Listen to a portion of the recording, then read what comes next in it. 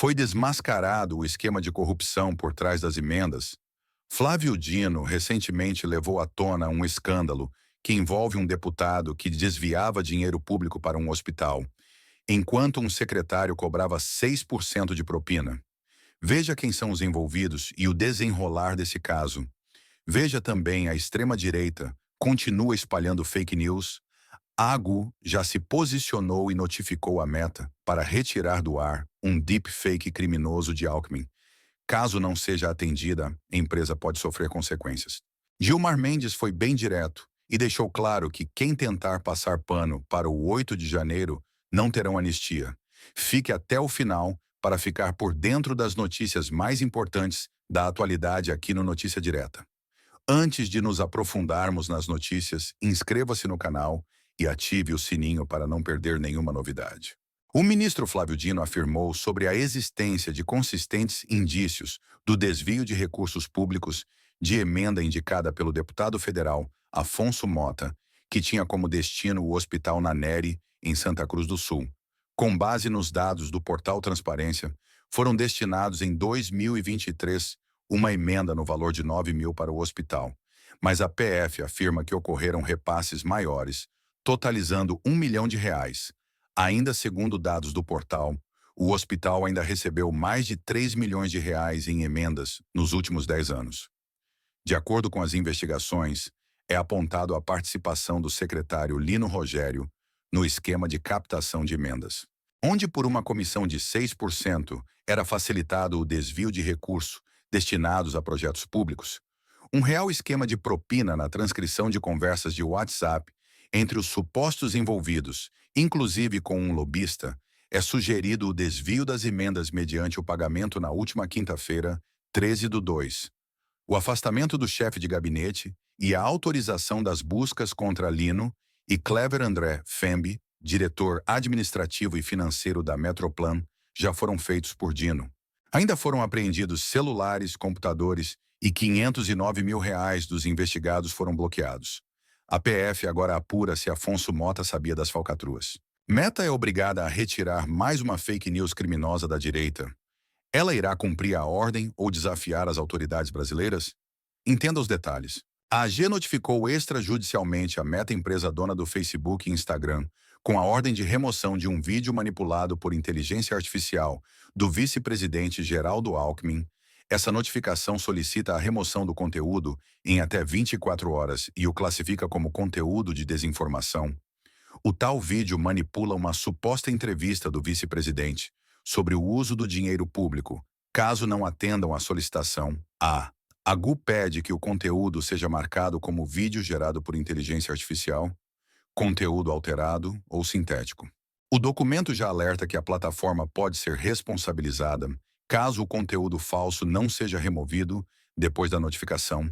Essa não foi a primeira vez que vídeos deepfake são divulgados nas redes sociais pela extrema-direita. Outro caso recente foi com o TikTok, que também foi notificado pela AGU e removeu os vídeos manipulados por inteligência artificial sobre o ministro da Fazenda, Fernando Haddad.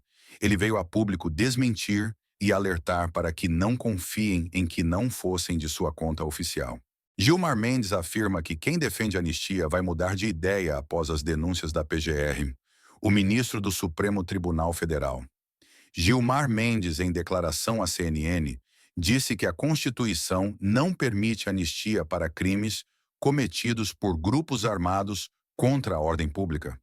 Também afirmou que o tribunal não irá deixar de tomar decisão sobre a possível condenação de Jair Bolsonaro, que foi indiciado com outras 39 pessoas no inquérito do golpe. Segundo ele, não restam dúvidas de que, se for o caso, dentro das balizas do Estado de Direito, de proferir um juízo condenatório, o tribunal irá fazê-lo com toda a responsabilidade.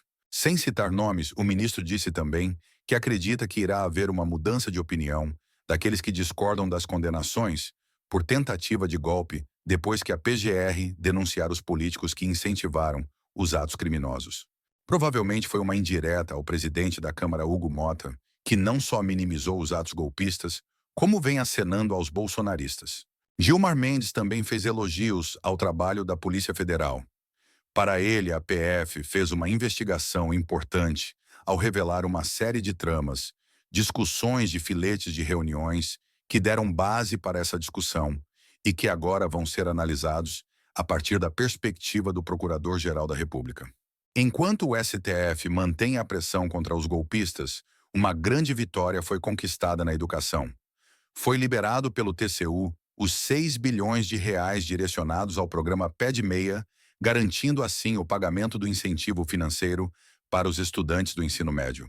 Os ministros do TCU determinaram que o governo, juntamente ao Congresso, encontre uma solução para incluir o programa no orçamento de 225 em até 120 dias deste mês. Será pago R$1.000 para o estudante que concluir cada série do ensino médio, 200 para os formandos do ensino médio que tenham feito o Enem e 200 para os matriculados que frequentam as aulas.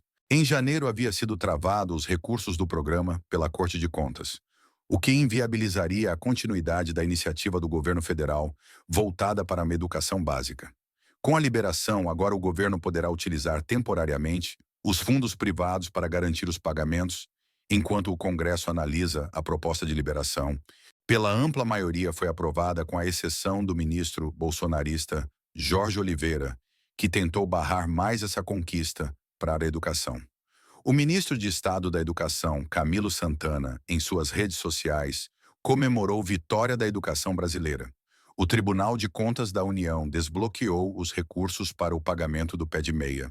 Portanto, aos 4 milhões de alunos, queremos dizer que nós vamos agora pagar a primeira parcela daqueles que passaram de ano e concluíram o ano do ensino médio. Aqueles 1.000 serão depositados ainda no meio de fevereiro nas suas contas. Agora um detalhe importante, um tropeço do novo presidente da Câmara, Hugo Mota. Um detalhe que ninguém esperava: na última quarta-feira, Hugo Mota recebeu na Câmara a mulher de um preso do 8 de janeiro, condenado a 14 anos de prisão por invasão violenta e depredação do Palácio do Planalto. Se trata do caminhoneiro Ezequiel Ferreira. Luiz, o mesmo que rompeu a tornozeleira eletrônica assim que recebeu a ordem de prisão, que segue em aberto até hoje. Até o momento, ele não foi encontrado e segue na lista dos criminosos foragidos. A lista de pessoas autorizadas a andar armadas revela que Ezequiel possui 2 armas em seu nome, uma pistola PT-380 e um rifle semiautomático. A delação de Mauro Cid já tinha revelado que os golpistas já estavam se preparando para enfrentar a posse de Lula com armamento pesado. Agora, bolsonaristas estão usando as famílias dos presos para comover a população. E ao que tudo indica, Hugo Mota, que anda flertando com o bolsonarismo, também aderiu à tática. O relator especial para a liberdade de expressão da Comissão Interamericana de Direitos Humanos, Pedro Vaca, está no Brasil para investigar denúncias de violações à liberdade de expressão feitas por parlamentares de oposição. Porém, os casos que a oposição considera violações da liberdade de expressão estão sendo combatidos com a apresentação de fatos concretos de como a extrema-direita utiliza a desinformação para abalar o Estado democrático de direito no Brasil. Nesta quarta-feira, o relator da Organização dos Estados Americanos, na qual o Brasil é membro, se reuniu com senadores, onde recebeu o relatório das investigações do Congresso Nacional sobre os ataques às sedes dos 3 poderes em 8 de janeiro de 2022. Ou seja, o nosso relatório ele foi um relatório conclusivo que eu entrego ao senhor neste momento com os meus colegas, né? Que são, na verdade, 3 volumes, né? Volume 1, volume 2 e volume 3. Segura aqui, gente. Temos, portanto, aí um pouquinho de material para o senhor ler, né? Esse relatório entregue pela senadora do PSD do Maranhão, Lisiane Gama, que foi relatora da CPMI do 8 de janeiro, foi apenas uma amostra do combate à desinformação da extrema-direita no Brasil. Agora, no início do governo do presidente Lula, nós tivemos, então, a ida de um grupo de parlamentares da extrema-direita fazendo a apresentação de um relatório de que estaria acontecendo no Brasil ataques à liberdade de expressão. E eu não vou repetir, porque os meus colegas já fizeram, inclusive, um relato histórico do que nós já vivenciamos no Brasil. Em função de todos esses ataques que nós, na verdade, vivenciamos, houve um aprimoramento da legislação brasileira em relação a fake news. E aí nós tivemos, e a Jandira Fegali lembrou muito bem, não é? Eu diria, uma substituição da Lei de Segurança Militar, que é uma lei que data do período da ditadura militar no Brasil, para que nós pudéssemos brecar o avanço de fake news no Brasil. Inclusive hoje a inelegibilidade do ex-presidente Bolsonaro se dá por conta disso, né? De uma apresentação, de uma instabilidade, sem apresentar para isso nenhuma prova do processo de segurança eleitoral no Brasil, né, do voto eletrônico.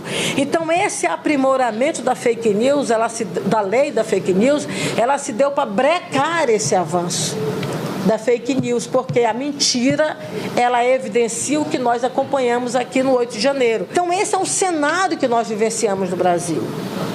Ou seja, hoje nós estamos vivendo isso mais uma vez, mas não mais, é um fato estimulado, não é?